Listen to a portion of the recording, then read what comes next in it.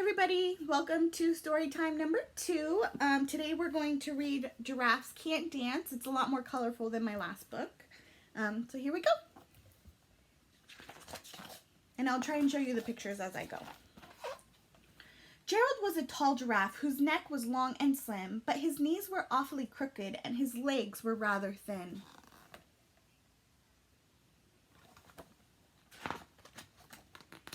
He was very good at standing still and munching shoots off trees, but when he tried to run around, he buckled at the knees.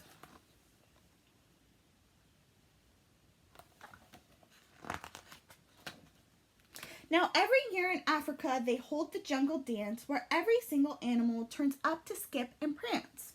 And this year, when the day arrived, poor Gerald felt so sad because when it came to dancing, he was really very bad.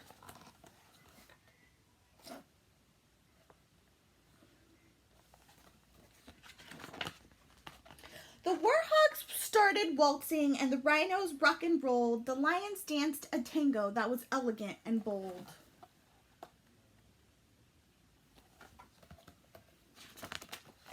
The chimps all did a cha-cha with a very Latin feel, and the 8 baboons then teamed up for a splendid Scottish reel. Look at those monkeys. Actually, chimps are apes. Gerald swallowed bravely as he walked towards the floor, but the lions saw him coming and they soon began to roar. "Hey, look at clumsy Gerald," the animals all sneered. "Giraffes can't dance, you silly fool. Oh, Gerald, you're so weird."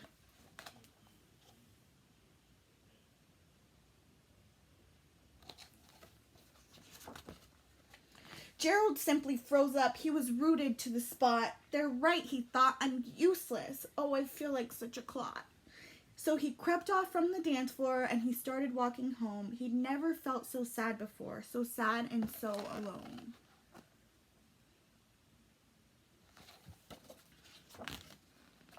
Then he found a clearing and he looked up at the sky. "The moon can be so beautiful," he whispered with a sigh.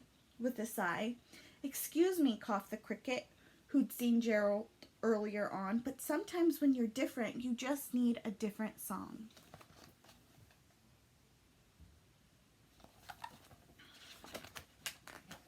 Listen to the swaying grass and listen to the trees. To me, the sweetest music is those branches in the breeze.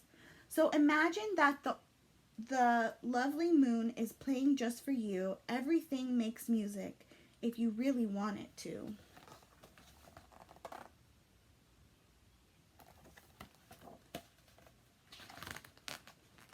With that, the cricket smiled and picked up his violin. Then Gerald felt his body do the most amazing thing.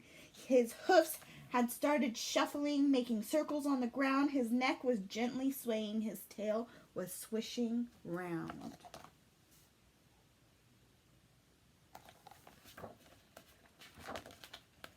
He threw his legs out sideways. He swung them everywhere. Then he did a backward somersault and leapt up in the air.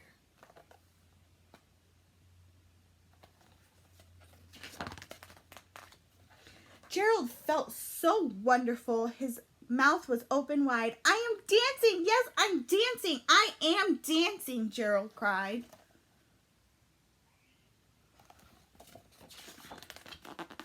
Then one by one, each animal who'd been there at the dance arrived while Gerald boogied on and watched him quite entranced. They shouted, "It's a miracle! We must be in a dream.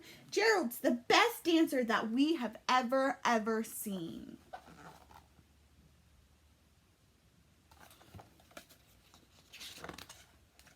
"How did you learn to dance like that? Please, Gerald, tell us how." But Gerald simply twirled around and finished with a bow.